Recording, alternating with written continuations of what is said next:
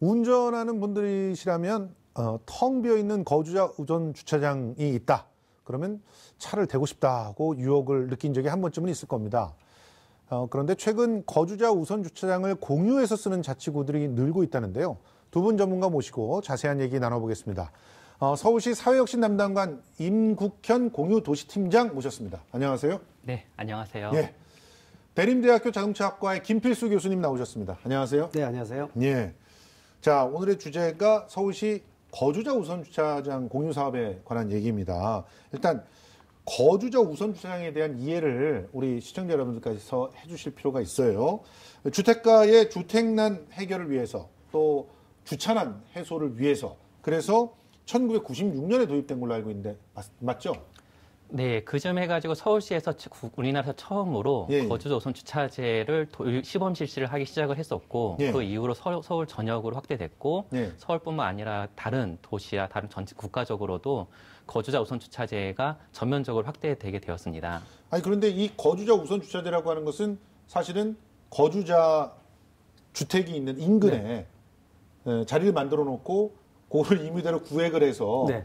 제공을 일종의 계약 형식으로 하는 것이죠. 맞습니다. 그 지자체하고. 매년 계약을 하는데요. 예. 일단 뭐 자리가 없더라도 구청에다 신청을 하게 되면은요. 예. 뭐 소방도로 일종의 이면도로라 그러는데 예. 위치를 보고 전혀 문제가 없다 그러면은 그려주고 또 가까운 데다가 지정을 해주는 경우이기 때문에 예. 일반적으로 집하고 거주자 우선 주차구역하고 가장 가까운 지역에 우선적으로 배정해주는 부분이 많다고 볼 수가 있습니다. 예.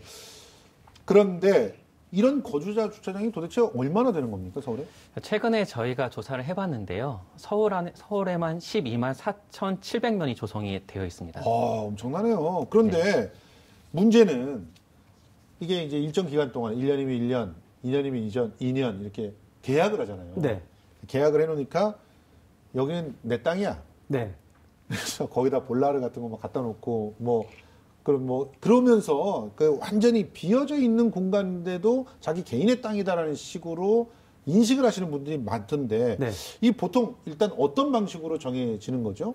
일단은 거주자하고 이제 집하고 가장 가까운 거리에다 선정하는 부분들이 기본이라고 보시면 좋을 것 그게 같습니다. 기본이고. 네. 예. 그리고 이제 선정 자체도 구청에서 이렇게 그려주는 경우도 있지만은 집의 앞에 이 비어 있는 공간, 특히 이제 이면도로 중에서 충분히 뭐 3가지 종류로 나눠주고 있는데요. 예. 그 지역을 이 신청을 하게 되면은 선정을 해서 지정을 해주는 부분이 많고 지금 말씀하신 대로 계속 계약 연장을 하다 보니까 본인이 이제 일방적으로 사용하는 개인의 땅 같이 사용하는 경우가 많은데 실적으로 보면은 거주자 같은 경우에는 반 정도 쓴다고 보시면 되거든요. 반은 또 비어 있습니다.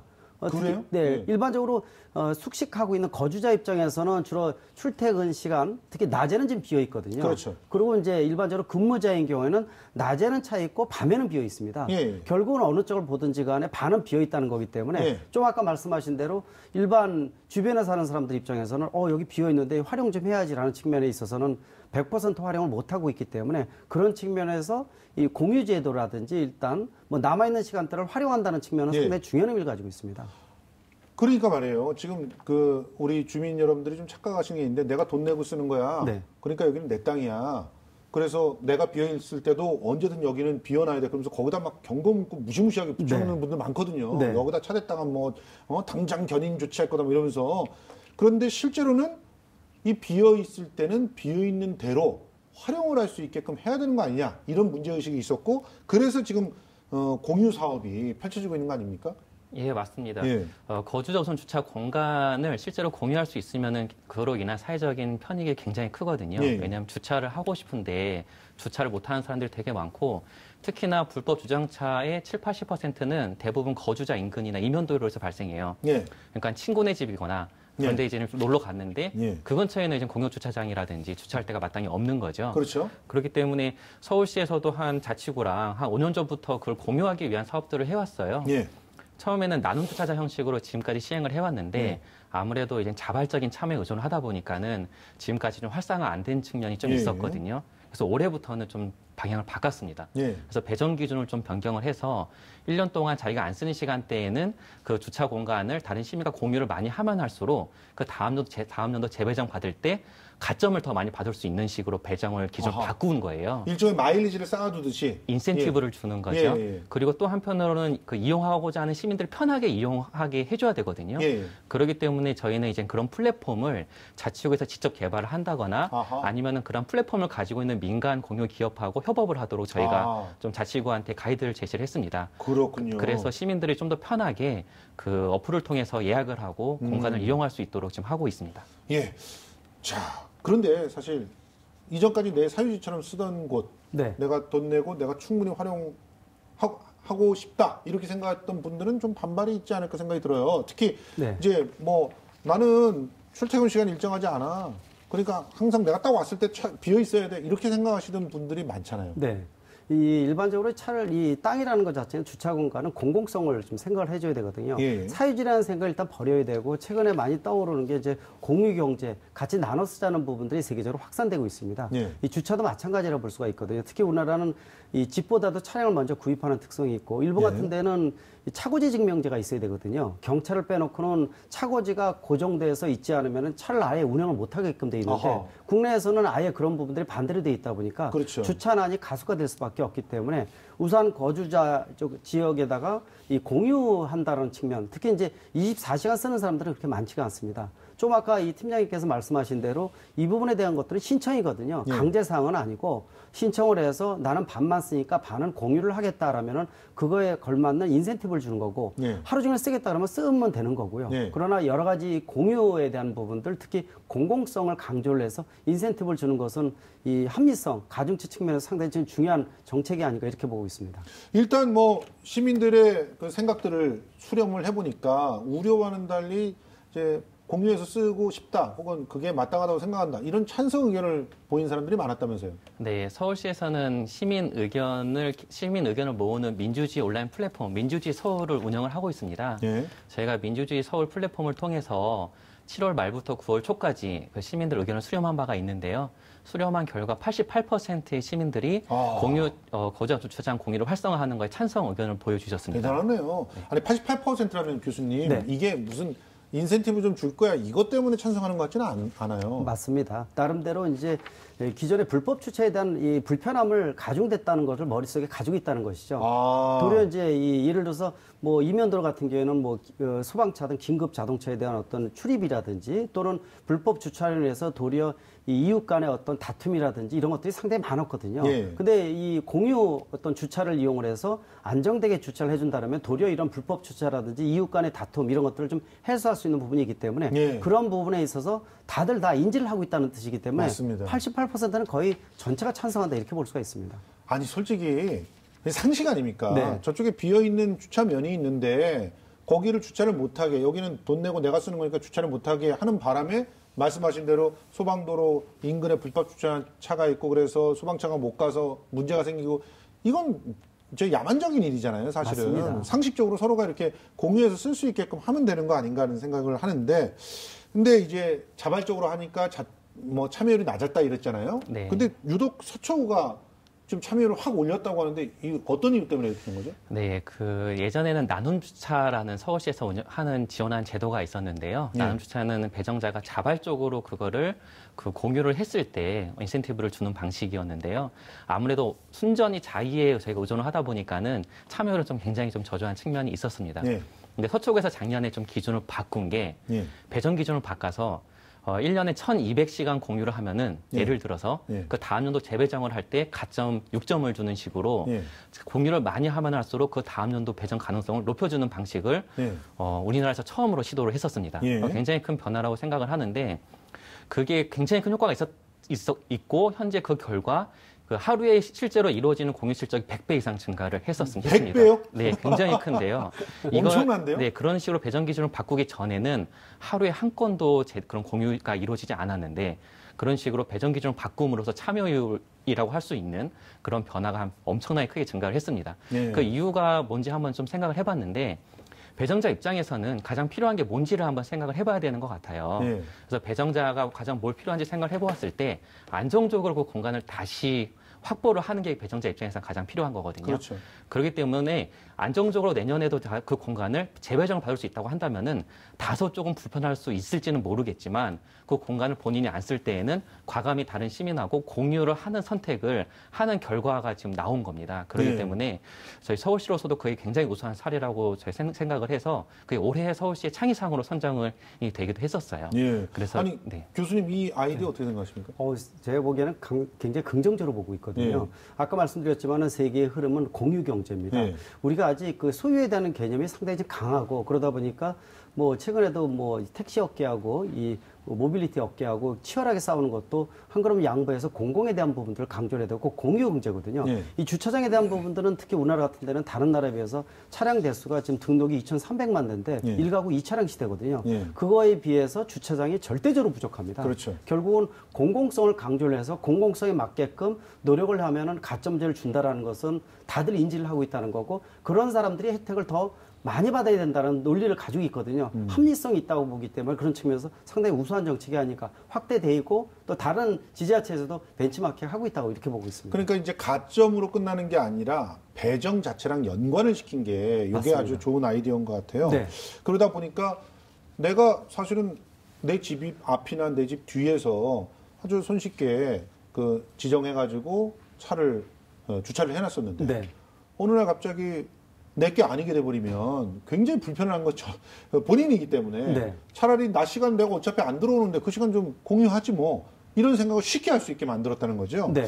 그런데 이걸로 또 생긴 그런 효과가 불법 주정차 단속 건수가 줄었다는 거예요. 이게 더 정말 놀라운 사실인데요. 네, 그 서울시에서 가장 선도적으로 사업을 했던 서초구 같은 경우에는 벌써 관련된 조사를 한 바가 있는데요. 이렇게 거주자 우선 주차면이 서초구에 한 5,000명 정도가 있는데 현재 800명 이상이 활발하게 공유가 이루어지고 있을 정도로 많이 참여율이 굉장히 높아요. 이렇게 거주자 우선 주차 공간을 공유 공간으로 전환시킴으로써 그 결과가 그 불법 주정차량 단속 건수가 현재 한 60% 감소했다고 얼마 전에 서초구에서 발표를 한 바가 있습니다. 엄청납니다. 거의 뭐 2대 중에 1대 이상이라는 거니까 상당히 좀 긍정적으로 보고 있고요. 특히 다들 인지를 하고 있지 않습니까? 예를 들어서 소방차 같은 경우에도 불이 났는데 이 불법 주차를 해서 진입 못해서 이 골든타임을 놓치는 경우도 상당히 많이 있지 않습니까? 그런 사례를 다들 시민들이 인지를 하고 있다는 뜻도 가지고 있기 때문에 그런 측면에서 상당히 중요한 정책 사례고 확산돼야 되고요. 아마 효과에 대한 것들은 시민들 각각이 더 피부로 느끼지 않을까 이렇게 보고 있습니다. 지금 더군다나 이걸 아까도 잠깐 말씀하셨지만 스마트폰 앱과 연동을 시켜서 손쉽게 비어있는 곳 갈 수 있게 해주고 그래서 그거를 또 미리 예약을 하면은 조금만 더 빨리 예약을 하게 되면 더 편하게 이용할 수 있게 이렇게 해줬다는 거 이것도 굉장히 마음에 드는 것 같아요. 네, 무엇보다 공유가 활성화되려면은 시민들이 이용하기 편해야 되거든요. 네, 이용하기 편하기 위해서는 이미 개발이 굉장히 잘 되어 있는 민간의 우수한 플랫폼을 활용하는 게 필요하다고 생각을 했었습니다. 그래서 서울시는 자치구에게 그런 플랫폼을 민간 기업과 협약을 맺어서 시민들이 이용할 수 있게 한다거나 아니면 자체 개발을 할 것을 저희가 가이드라인을 제시를 했는데 그 결과 23개 자치구가 이제 모두의 주차장이라고 하는 어떤 주차 어플을 통해서 시민들이 이용할 수 있게 현재 시스템을 마련을 해놨습니다. 그래서 지금 현재도 혹시 시민분들이 TV를 보고 계시면은 모두의 주차장이라는 어플을 한번 켜보시면은 거기서 강북구, 서초구, 동대문구 강동구 같은 경우에는 이런 주차 공유가 지금 굉장히 잘 이루어지고 있거든요. 그렇기 때문에 시민들이 그 어플을 통해 가지고 쉽게 예약을 하고 쉽게 그 공간을 찾아서 이용을 할 수가 있습니다. 배정자 역시 자기가 몇 시부터 몇 시까지 공유를 할 것인지 선택을 쉽게 할 수가 있고요. 그렇기 때문에 배정자도 쉽게 공유를 할 수가 있고 이용자도 편리하게 이용을 할 수 있기 때문에 서로에게 편리한 지금 서비스가 지금 이루어지고 있습니다. 아니 이렇게 주차장을 공유하게 되면 뭐 분쟁 같은 것도 막 줄어들었다는 사례들을 우리가 지금 확인했지만 새롭게 주차장 면수를 확보한다거나 건설한다거나 이런 비용도 줄일 수가 있잖아요. 그것도 엄청나다면서요? 네, 저희가 한 서울시 안에 그 주차 공간에 해당하는 그 주차 공간을 마련하는 데 들어가는 예산을 한 명당 한 5천만 원 정도로 예상을 하고 있어요. 명당 5천만 원? 예, 맞습니다. 그래서 만약에 12만 명 중에 한 20% 정도 되는 2만 4천 명 정도가 공유가 이루어질 경우에는 저희가 1조 원 이상의 경제 가치가 충분히 있을 것으로 저희는 예측을 하고 있습니다. 1조 원 이상? 지금 보니까 1조 2천억 정도 절약이 된다. 이런 통계가 나와 있네요. 근데 이 사업 부작용은 없습니까? 사실은 주차하기가 너무 좋다. 특히나 서초구 같은 경우는 주차 지옥이었어요. 그런데 이런 부분으로 주차가 개선된다 그러면 더 서쪽으로 많이 가서 밥도 먹고 카페도 가고 그러지. 그러면 더 심해지지 않을까요? 우려할 것 같습니다. 미리부터 이제 앞서서 걱정을 좀 한다고 볼 수가 있거든요. 예. 사실 불법 주차에 대한 부분들은 그 한 대 한 대가 전체 100대, 200대를 좌우해주는 굉장히 중요한 요소로 작용을 합니다. 예. 그 불법 주차를 없애주는 것 자체를 효과를 아마 이 구민들이 느끼게 되면은 이거의 장점에 대한 부분들 아까도 말씀드렸지 않습니까? 예를 들어서 거주자하고 근무자가 이 주차하는 시간대가 반대로 돼 있거든요. 예. 이게 교차된다면 24시간을 한 면을 모든 차가 주차해서 쓴다라면 2배 이상의 효과로 보기 때문에 네. 아마 이런 부분들은 이 거주자 입장에서는 도리어 이 문제점을 없애주는 그런 효과이기 때문에 아마 긍정적인 부분들을 피부로 느끼게 된다면 아마 미리 우려스러운 이런 부분들은 없지 않을까 이렇게 예상을 하고 있습니다. 그런데 일부 지역 주민들이 벌써 우려의 목소리를 내고 있다는 것은 네. 어떤 이유일까요? 그러면? 뭐 일반적으로 이 차가 많이 들어오면서 도리어 이 한 대만 들어오면 되는데 2대가 들어와서 도리어 네. 환경 오염도 시키고 소음도 나고 이러지 않나 이런 생각을 네. 가지고 있거든요. 네.